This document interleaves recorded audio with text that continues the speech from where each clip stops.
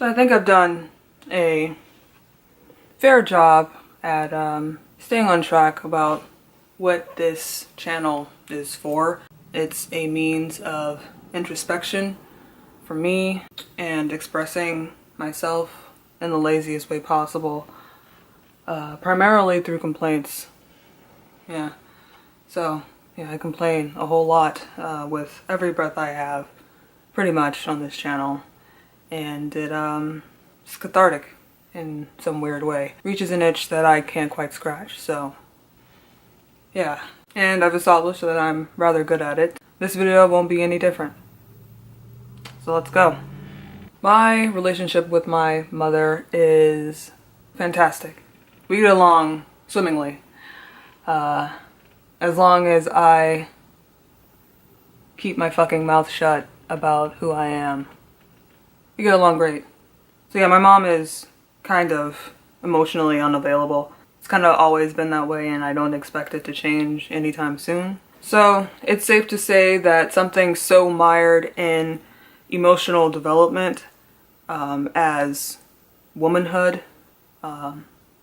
femininity, it was a bit, I don't know, like my indoctrination into it was arduous, lonely, practically non-existent, in a positive form when it came to my mom. From a very young age, I found that I was embroiled in this one-sided competition with my mother, and it started rather young, maybe around 9 or 10, and I think it is in part born of my mom's own insecurities about her size. She's small. Like, we actually look nothing alike. She's like 5'5", maybe 120 at the most. Yeah, she's just small. And I think the other thing that kind of spearheaded this competition from my mom was the way that my dad saw me and continues to see me.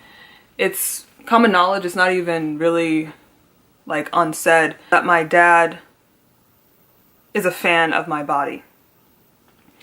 And I've never felt, threatened by it, like I feel with, other dudes and like my uncle, my rapey uncle. I've never felt, like physically threatened, like my liberty is at stake here. It's just more of an uncomfortable thing if you think about it too much, and I don't think about it too much. They don't bother. I mean, it definitely is inappropriate to express your thoughts about how attractive your children are to your children in the way that he has, but it's not something that I'm in fear of, because I have been in real fear around people that have threatened me, and my dad's not one of them. But it is common knowledge that my dad he would rather my mom had my body because I am thick. And I guess that's really what I'm trying to get at. It's not necessarily something that is physically threatening as it is an emotional hindrance. If you think about it too long, it might mess you up, but again, I don't think about it all that hard at all. However, it has affected the way that my mom treats me, and it's created this very one-sided competition from her in reference to conventional femininity, in reference to body shape, thickness, having big boobs, big butt, small waist, those kind of things. I guess across the board, I just tick off a lot of boxes for a lot of people, and I guess that's something that might have bothered her. I don't know if it was a conscious thing, but it definitely was a thing. So the first instance I experienced this kind of one-sided competition from my mom in femininity was when I was about 9 or 10, and you know, a lot of kids like to wear their parents' clothes, and I was no different.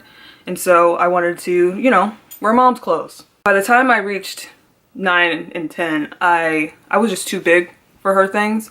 It's not like I would, you know, stretch her clothes out or mistreat her clothes, but I guess she didn't like the thought that I was wearing them and I'm this big person. I don't know. I have no idea what was going through her mind, but she stopped letting me wear her clothes and started picking at me for being fat. A lot of people would say, you know, if you lost a little weight, you would look really good. Some people would say you look fine. My mom was always on the track that you are fat. You are a fat ass.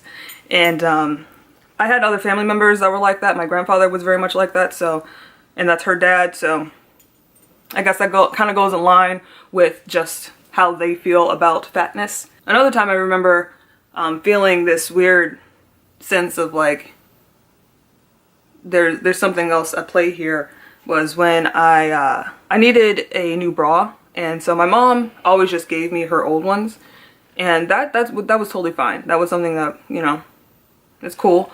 But by the time I was like 12, hitting almost, you know, 8th grade, high school age, we weren't the same size, and so I asked her if we could go shopping so I could get a bigger bra, and her response was strange. It was almost like, how dare you? You think you've outgrown me? You think you have a bigger chest than me? You're just trying to be grown? You're just trying to be fast? That was kind of her response to it, which was baffling because I could not fit her bras. I'm not a size 36. I'm larger. I have a larger rib cage. And so, I don't know, it was uncomfortable. Not only because I literally was wearing clothes that didn't fit me. She was forcing me to wear bras that didn't fit me. I had no other recourse. Like, these traits of being fast, wanting to be mature, they're being ascribed to me when that's not how I'm feeling. I just want to have clothes that fit. And when I was a kid, you know, I wasn't smart enough to know that what she was saying was wrong. I assumed that she was right, that she knew what size I wore, and that something was just wrong with me. That my body was shaped weird or something. I thought there was something wrong with me, that these things couldn't fit. And it wasn't that they were too small. Also, something I saw in social media about vaginal discharge, that it's healthy. For the longest time, from when I was a kid, I thought that having like vaginal discharge was super unhealthy, that there was something wrong with me, because my mom said that, you know, your underwear shouldn't be changing color because of the stuff that's coming out of you, and that there's something wrong with me and I need to go to the doctor because that doesn't happen to her. And so from my mom, there always came this sense of I'm not good enough. There's something wrong with me. Almost like my body and its curves and the way that I look were something to be tolerated. They were a burden to her. She just didn't have, you know, the equipment to deal with a kid who had self-image issues. I realized that, but she was also on the attack. It was quite obvious she was on the attack, and I don't know why. She felt it necessary to, you know, at every chance she got, put me down for being fat. Like, I'm already getting that at school. It's, just sucked. But yeah, and her not being equipped, she kind of had, I guess, thin privilege, where, she never had issues with clothes never fitting. She could go to the store, buy something, not have to try it on. Stuff like that. And I mean, growing up, I hated jeans so much, and that's all she would get from me. I just hated jeans because nothing ever fit me. Nothing ever fit me. You know, when things keep going wrong like that, you feel like there's something wrong with you and not the thing that you're trying to fit into. And I would say that I'm fat, I'm ugly. I would conflate the two. I would say I'm not good enough. I would constantly put myself down, and my mom would always tell me not to say those kind of things. But she would never refute them. Almost like they might have been true. I just shouldn't say it. And so growing up, I was a tomboy. I played basketball for 8 years. I was in all types of sports, track and field, karate.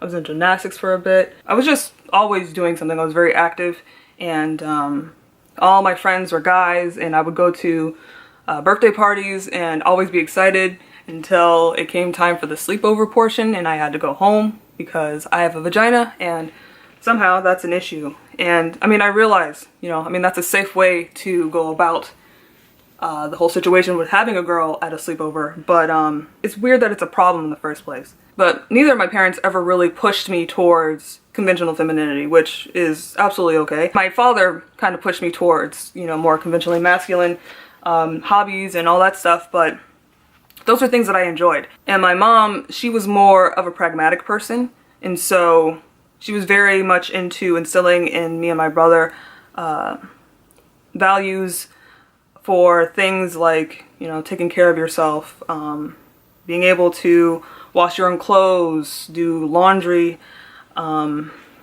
She was very big on ironing. I don't know why. I hate ironing. I never do it. You know, being able to cook for yourself, doing your taxes, stuff like that. She was very much into knowing like very functional ways to get through the world. She was a pragmatic as fuck person, and she still is, but has gotten a tad bit more emotional as the years have gone by. I've actually seen her cry once last year, which was wow. She was always very pragmatic, and to her, femininity wasn't functional. So going out to shop for purses and shoes and clothes, unless they were from the thrift store, why bother? And so when I wanted to do makeup and stuff, she wasn't really much of any help. She kind of came at it like, you're wasting your time, which, I mean, to some people it is a waste of time, but I wanted to learn. So anything that she thought wasn't functional, that wasn't something that would build on me, that she didn't find valuable, wasn't valuable, and fell by the wayside. Not until I lost a dramatic amount of weight did she ever feel like engaging with me as a woman. And the reason I think she was able to engage with me in that way and want to take me shopping is because being skinny is what she knows. And so she was very proud of me for losing weight, even after finding out that it was because of anorexia. She was still very proud of me, still very much reinforced the behavior. It wasn't until I started throwing up that it became a problem. So this is when I was like 15. She took me out to a Rainbow or one of those stores. This is the first time I had ever really done any of that kind of stuff with my mom, and it was really weird. She was really excited and happy to show off clothes for me to try on. It was like she was dressing a doll, and I was happy to do it because I wanted to engage with her. I wanted to feel like what it felt like to be a woman. And in the moment it was nice, but it leaves you feeling empty. So we're getting clothes for this pageant I was in high school, and I ended up winning for Scholar. That's what I would win for anything extracurricular. I would always win for being the smart kid, because that's what I was. I was a smart kid. I had a 4.1 GPA, so I was smart. I was never going to win for congeniality or being well-spoken or pretty.